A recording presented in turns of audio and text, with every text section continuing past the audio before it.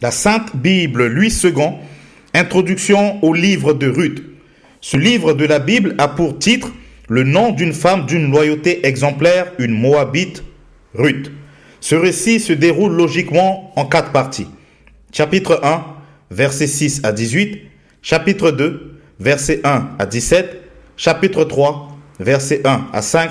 Chapitre 4, versets 1 à 12, précédé d'une introduction au chapitre 1, versets 1 à 5, et suivi d'une conclusion, chapitre 4, versets 18 à 22. 3 intermèdes servent de transition, chapitre 1, versets 19 à 22, chapitre 2, versets 18 à 23, chapitre 3, versets 16 à 18. Chaque étape du récit met en évidence les qualités de cette jeune fille.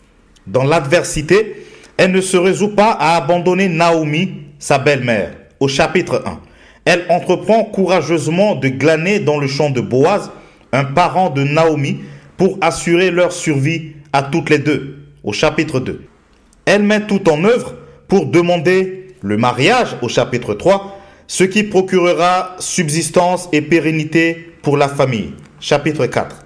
Ruth devint ainsi bisaïeul du roi David, dont la généalogie constitue l'épilogue de l'ouvrage. Le chapitre 1, verset 1 à 8, pourrait s'intituler « De Bethléem de Juda au pays de Moab, récit d'un aller et retour ».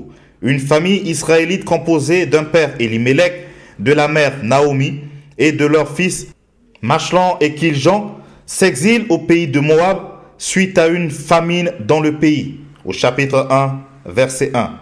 Ayant perdu tous les membres de sa famille, Naomi décida de rentrer à Bethléem. De ses 2 belles-filles, Orpa et Ruth, seule la dernière se décida à rentrer avec elle en lui disant « Où tu iras, j'irai. Où tu demeureras, je demeurerai. Ton peuple sera mon peuple, et ton Dieu sera mon Dieu. Où tu mourras, je mourrai, et j'y serai enterré. » Au chapitre 1, verset 16. Les chapitres 1 à 4 relatent le processus du mariage léviratique providentiellement conduit par le Dieu d'Israël, mariage entre Ruth et Boaz. Par ce mariage, Ruth, une étrangère, modèle de piété, aïeule du roi David, figure dans la généalogie du Messie selon Matthieu au chapitre 1, verset 5. C'est Naomi qui initie la rencontre de Ruth avec le riche et puissant Bethléemite Boaz. Cette belle-mère a eu un but très louable pour sa belle-fille. « Ma fille, je voudrais assurer ton repos afin que tu fusses heureuse. » Chapitre 3, verset 1. Boaz procède sans emballage à ce mariage. Chapitre 4, verset 1 à 12. Et prend officiellement Ruth pour femme. De cette union naquit Obed, père d'Isaïe, père de David. Chapitre 4, verset 17. Tel fut donc le dénouement heureux et surtout la consolation pour Naomi et Ruth. Ce qui compte pour le Dieu d'Israël, c'est la foi en lui seul et l'observance de ses préceptes, non l'ethnie du fidèle. La fidélité persévérante est toujours récompensée. Ruth, chapitre 1er. Du temps des juges, il y eut une famine dans le pays. Un homme de Bethléem de Juda partit avec sa femme et ses 2 fils pour faire un séjour dans le pays de Moab. Le nom de cet homme était Elimelech, celui de sa femme Naomi, et ses 2 fils s'appelaient Machlon et Kiljan. Ils étaient Éphratiens de Bethléem de Juda. Arrivés au pays de Moab, ils y fixèrent leur demeure. Elimelech, mari de Naomi, mourut, et elle resta avec ses 2 fils. Ils prirent des femmes moabites, dont l'une se nommait Orpa et l'autre Ruth. Et ils habitèrent là environ 10 ans. Machlon et Kiljan moururent aussi tous les 2, et Naomi resta privée de ses 2 fils et de son mari. Puis elle se leva, elle et ses belles-filles, afin de quitter le pays de Moab, car elle apprit au pays de Moab que l'Éternel avait visité son peuple et lui avait donné du pain. Elle sortit du lieu qu'elle habitait, accompagnée de ses 2 belles-filles, et elle se mit en route pour retourner dans le pays de Juda. Naomi dit alors à ses 2 belles-filles, « Allez, retournez chacune à la maison de sa mère, que l'Éternel use de bonté envers vous, comme vous l'avez fait envers ceux qui sont morts et envers moi. Que l'Éternel vous fasse trouver à chacune du repos dans la maison d'un mari. » Et elle le baisa. Elles élevèrent la voix et pleurèrent. Et elles lui dirent, non, nous irons avec toi vers ton peuple. Naomi dit, retournez mes filles, pourquoi viendrez-vous avec moi? Ai-je encore dans mon sein des fils qui puissent devenir vos maris? Retournez mes filles, allez, je suis trop vieille pour me remarier. Et quand je dirai, j'ai de l'espérance, quand cette nuit même je serai avec un mari et que j'enfanterai des fils, attendrez-vous pour cela qu'ils eussent grandi?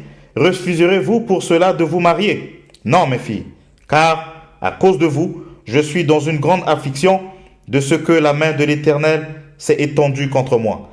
Et elles élevèrent la voix et pleurèrent encore. Orpa baisa sa belle-mère, mais Ruth s'attacha à elle. Naomi dit à Ruth, voici ta belle-sœur s'est retournée vers son peuple et vers ses dieux. Retourne comme ta belle-sœur. Ruth répondit, ne me presse pas de te laisser, de retourner loin de toi. Où tu iras, j'irai. Où tu demeureras, je demeurerai. Ton peuple sera mon peuple et ton Dieu sera mon Dieu.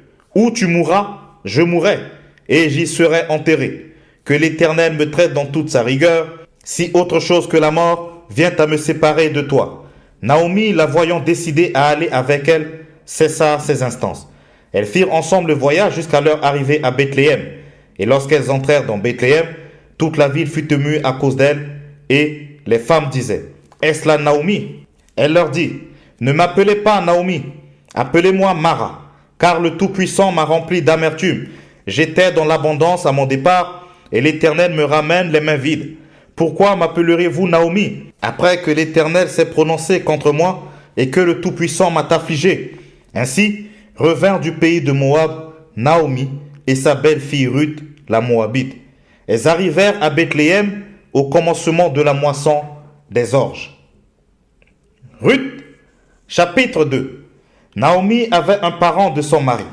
C'était un homme puissant et riche de la famille d'Élimélec et qui se nommait Boaz. Ruth, la Moabite, dit à Naomi, laisse-moi, je te prie, aller glaner des épis dans le champ de celui aux yeux duquel je trouverai grâce. Elle lui répondit, va ma fille. Elle alla glaner dans un champ derrière les moissonneurs, et il se trouva par hasard que la pièce de terre appartenait à Boaz, qui était de la famille d'Élimélec. Et voici Boaz vint de Bethléem, et il dit au moissonneur, que l'Éternel soit avec vous. Ils lui répondirent, que l'Éternel te bénisse. Et Boaz dit à son serviteur chargé de surveiller les moissonneurs, à qui est cette jeune femme? Le serviteur chargé de surveiller les moissonneurs répondit, c'est une jeune femme moabite qui est revenue avec Naomi du pays de Moab. Elle a dit, permettez-moi de glaner et de ramasser des épis entre les gerbes derrière les moissonneurs. Et depuis ce matin qu'elle est venue, elle a été debout jusqu'à maintenant et ne s'est reposée qu'un moment dans la maison. Boaz dit à Ruth, écoute ma fille, ne va pas glaner dans un autre champ, ne t'éloigne pas d'ici et reste avec mes servantes. Regarde où l'on moissonne dans le champ et va après elle. J'ai défendu à mes serviteurs de te toucher. Et quand tu auras soif, tu iras au vase et tu boiras de ce que les serviteurs auront puisé. Alors, elle tomba sur sa face et se prosterna contre terre. Et elle lui dit, comment ai-je trouvé grâce à tes yeux pour que tu t'intéresses à moi qui suis une étrangère? Boaz lui répondit, on m'a rapporté tout ce que tu as fait pour ta belle-mère depuis la mort de ton mari et comment tu as quitté ton père et ta mère et le pays de ta naissance pour aller vers un peuple que tu ne connaissais point auparavant. Que l'Éternel te rende ce que tu as fait et que ta récompense soit entière de la part de l'Éternel, le Dieu d'Israël, sous les ailes duquel tu es venu te réfugier. Et elle dit, oh, que je trouve grâce à tes yeux, mon Seigneur, car tu m'as consolé et tu as parlé au cœur de ta servante. Et pourtant, je ne suis pas moins comme l'une de tes servantes. Au moment du repas, Boaz dit à Ruth, approche, mange du pain et trempe ton morceau dans le vinaigre. Elle s'assit à côté des moissonneurs. On lui donna du pain rôti, elle mangea et se rassasia, et elle garda le reste. Puis, elle se leva pour glaner. Boaz donna cet ordre à ses serviteurs, qu'elle glane aussi entre les gerbes, et ne l'inquiétez pas. Et même vous ôterez pour elle des gerbes quelques épis, que vous la laisserez glaner, sans lui faire des reproches. Elle glana dans le champ jusqu'au soir, et elle bâtit ce qu'elle avait glané. Il y eut environ un épha d'orge. Elle l'emporta et rentra dans la ville, et sa belle-mère vit ce qu'elle avait glané. Elle sortit aussi les restes de son repas, et elle les lui donna. Sa belle-mère lui dit, où as-tu glané aujourd'hui et où as-tu travaillé? Béni soit celui qui s'est intéressé à toi. Et Ruth fit connaître à sa belle-mère chez qui elle avait travaillé. L'homme chez qui j'ai travaillé aujourd'hui, dit-elle, s'appelle Boaz. Naomi dit à sa belle-fille, qu'il soit béni de l'Éternel, qui se montre miséricordieux pour les vivants, comme il le fut pour ceux qui sont morts. Cet homme est notre parent, lui dit encore Naomi. Il est de ceux qui ont sur nous le droit de rachat. Ruth la Moabite ajouta, il m'a dit aussi, reste avec mes serviteurs jusqu'à ce qu'elle ait achevé toute la moisson. Et Naomi dit à Ruth, sa belle-fille, il est bon, ma fille, que tu sortes avec ses servantes et qu'on ne te rencontre pas dans un autre champ. Elle resta donc avec les servantes de Boaz pour glaner jusqu'à la fin de la moisson des orges et de la moisson du froment. Et elle demeurait avec sa belle-mère. Ruth, chapitre 3. Naomi, sa belle-mère, lui dit, ma fille, je voudrais assurer ton repos afin que tu fusses heureuse. Et maintenant, Boaz, avec les servantes duquel tu as été, n'est-il pas notre parent? Voici, il doit vanner cette nuit les orges qui sont dans l'air.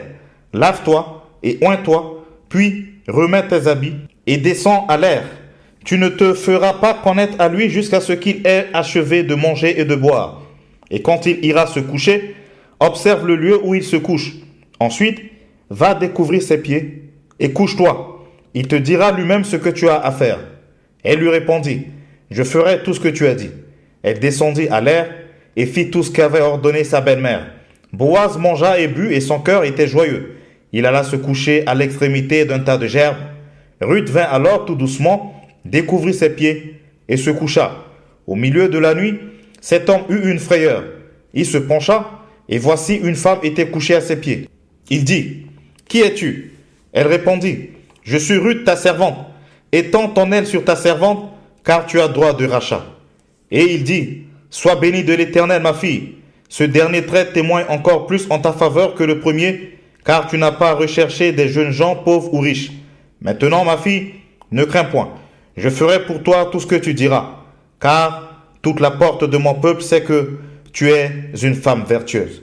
Il est bien vrai que j'ai droit de rachat, mais il en existe un autre plus proche que moi. Passe ici la nuit. Et demain, s'il veut user envers toi du droit de rachat à la bonne heure, qu'il le fasse. Mais s'il ne lui plaît pas d'en user envers toi, j'en userai, moi, l'Éternel est vivant. Reste couché jusqu'au matin. Elle resta couchée à ses pieds jusqu'au matin, et elle se leva avant qu'on puisse se reconnaître l'un l'autre. Boaz dit, qu'on ne sache pas qu'une femme est entrée dans l'air. Et il ajouta, donne le manteau qui est sur toi, et tiens-le. Elle le tint, et il mesura 6 mesures d'orge qu'il chargea sur elle. Puis il rentra dans la ville. Ruth revint auprès de sa belle-mère et Naomi dit, est-ce toi ma fille? Ruth lui raconta tout ce que cet homme avait fait pour elle. Elle dit, il m'a donné ces 6 mesures d'orge en disant, tu ne retourneras pas à vide vers ta belle-mère. Et Naomi dit, sois tranquille ma fille, jusqu'à ce que tu saches comment finira la chose, car cet homme ne se donnera point de repos qu'il n'ait terminé cette affaire aujourd'hui. Ruth, chapitre 4. Boaz monta à la porte et s'y arrêta. Or, voici celui qui avait droit de rachat et dont Boaz avait parlé, vint à passer. Boaz lui dit, approche, reste ici, toi, un tel. Et il s'approcha et s'arrêta. Boaz prit alors 10 hommes parmi les anciens de la ville et il dit, asseyez-vous ici. Et ils s'assirent. Puis il dit à celui qui avait le droit de rachat, Naomi, revenue du pays de Moab, a vendu la pièce de terre qui appartenait à notre frère Elimelech. J'ai cru devoir t'en informer et te dire, acquiers-la en présence des habitants et en présence des anciens de mon peuple. Si tu veux racheter, rachète. Mais si tu ne veux pas, déclare-le-moi, afin que je le sache. Car il n'y a personne avant toi qui ait le droit de rachat, et je l'ai après toi. Et il répondit, je rachèterai. Boaz dit, le jour où tu acquerras le champ de la main de Naomi, tu l'acquerras en même temps que Ruth, la Moabite, femme du défunt, pour relever le nom du défunt dans son héritage. Et celui qui avait le droit de rachat répondit, je ne puis pas racheter pour mon compte, crainte de détruire mon héritage. Prends pour toi mon droit de rachat, car je ne puis pas racheter. Autrefois en Israël, pour valider une affaire quelconque relative à un rachat ou à un échange, l'un ôtait son soulier et le donnait à l'autre. Cela servait de témoignage en Israël. Celui qui avait le droit de rachat dit donc à Boaz, acquiert pour ton compte, et il ôta son soulier. Alors Boaz dit aux anciens et à tout le peuple, vous êtes témoins aujourd'hui que j'ai acquis de la main de Naomi tout ce qui appartenait à Elimelech, à Kijan et à Machlon, et que je me suis également acquis pour femme Ruth la Moabite, femme de Machlon, pour relever le nom du défunt dans son héritage, et afin que le nom du défunt ne soit point retranché d'entre ses frères et de la porte de son lieu. Vous en êtes témoins aujourd'hui. Tout le peuple qui était à la porte et les anciens dirent, nous en sommes témoins. Que l'Éternel rende la femme qui entre dans ta maison semblable à Rachel et à Léa, qui toutes les deux ont bâti la maison d'Israël. Manifeste ta force dans Ephrata et fais-toi un nom dans Bethléem.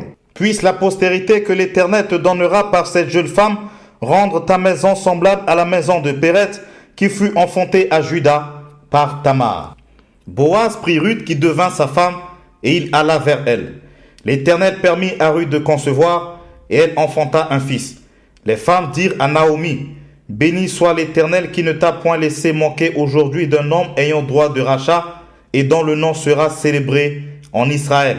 Cet enfant restaurera ton âme et sera le soutien de ta vieillesse, car ta belle-fille qui t'aime l'a enfanté, elle qui vaut mieux pour toi que 7 fils. Naomi prit l'enfant et le mit sur son sein, et elle fut sa garde. Les voisines lui donnèrent un nom, en disant, un fils est né à Naomi, et elles l'appelèrent Obed.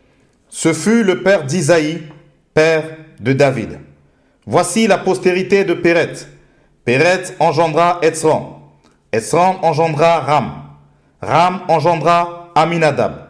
Aminadab engendra Nachon. Nachon engendra Salmon. Salmon engendra Boaz. Boaz engendra Obed. Obed engendra Isaïe. Et Isaïe engendra David. Merci d'avoir écouté ce livre extrait de la Sainte Bible version Louis II jusqu'à la fin. Pour plus de ressources, abonnez-vous à la chaîne et partagez l'épisode autour de vous pour faire avancer le royaume de Dieu. Vous pouvez aussi écouter ou réécouter cet épisode sur le podcast La Sainte Bible Audio sur toutes les plateformes de podcast. Prenez soin de vous car chaque jour est une vie. Je vous dis à très bientôt pour une nouvelle lecture biblique. Que la paix de Jésus-Christ soit avec vous.